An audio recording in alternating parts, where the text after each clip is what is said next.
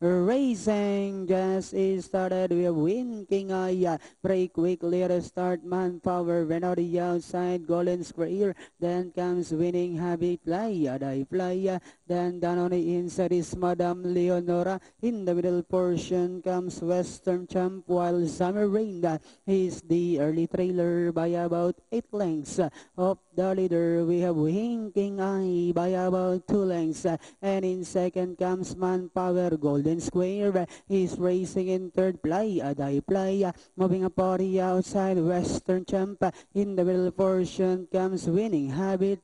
Then comes Madam Leonora, while Summer Rain is still racing in less.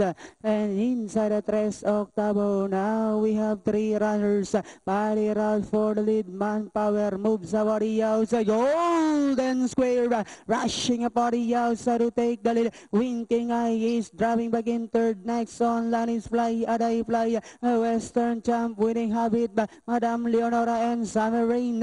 And as they swing for home, we have Golden Square by about 3 lengths. And in second comes Manpower. Winking Eye, and on the outside, Fly, Aday Fly. Last 75 meters, we have Golden Square, followed by Manpower, Fly, Aday Fly. And finally, Golden Square, Manpower, Fly, Aday Fly, Winking Eye, and Madam Leonora.